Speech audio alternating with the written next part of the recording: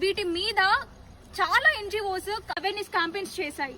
అయినప్పటికీ గవర్నమెంట్ కూడా దీన్ని బ్యాన్ చేసింది. ఇంకా ఈ మాంజా బయటికి ఎలా వస్తుంది? దీన్ని అమ్మే వాళ్ళని ఎందుకు గవర్నమెంట్ ఏ యాక్షన్ తీసుకోవట్లేదు? ఎందుకు జనాలు దీన్ని కొంటున్నారు? మీలో ఎంతమందికి సంక్రాంతి అంటే ఇష్టం? ఎంతమందికి గాలిపటాలంటే ఇష్టం? ఎంతమంది ఈ సంక్రాంతికి గాలిపటాలను దారాలతో ఎగిరేశారు?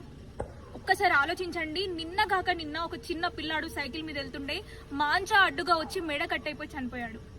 మొన్న చూసుకుంటే గాలిపటాన్ని ఎగరేసి వదిలేసిన మాంజా వల్ల బండి మీద వెళ్లే ఒక అంకుల్ కి మెడ కట్టయిపోయి అతను చనిపోయాడు. అతని ఫ్యామిలీ పరిస్థితి ఏంటి?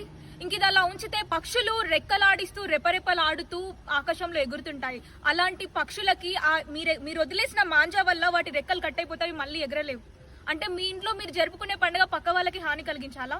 ఇదే నా పండగ అంటే? చూసారు కదా, ఒక గంట ప్రయాణంలో మా టీమ్మేట్స్ ఇద్దరు కలెక్ట్ చేసిన మాంజా ఇది. ఒక గంటలోనే వాళ్ళిద్దరికి ఇంత మాంజా దొరికింది. పండగ సెలబ్రేట్ చేసుకునే వాళ్ళు ఎంతమంది? ఇంకెంత మాంజా ఇలా ఉండి ఉండొచ్చు? ఎన్ని ప్రాణాలు నష్టమైపోయి ఉండొచ్చు? మనుషుల గురించి పక్కన పెడదాం, మరి జంతువుల పరిస్థితి ఏంటి? పక్షుల పరిస్థితి ఏంటి? అవుతుంది వాళ్ళకి కాలుకి ఇలా అవుతుంది, మెడకి ఇలా అవుతుందని మనం చాలా వార్తల్లో వాటిల్లో చూస్తున్నాం. ఇది పక్కన పెడితే నోరు లేని పక్షుల పరిస్థితి ఏంటి? వాటి రెక్కలు, ఎన్ని పక్షుల రెక్కలు తెగిపోయి ఉంటాయి? వీటి మీద చాలా ఎన్జిఓస్ అవేర్నెస్ క్యాంపెయిన్స్ చేశాయి. అయినప్పటికీ గవర్నమెంట్ కూడా దీన్ని బ్యాన్ చేసింది. ఇంకా ఈ మాంజా బయటికి ఎలా వస్తుంది? దీన్ని అమ్మే వాళ్ళని ఎందుకు గవర్నమెంట్ ఏ యాక్షన్ తీసుకోవట్లేదు? ఎందుకు జనాలు దీన్ని కొంటున్నారు?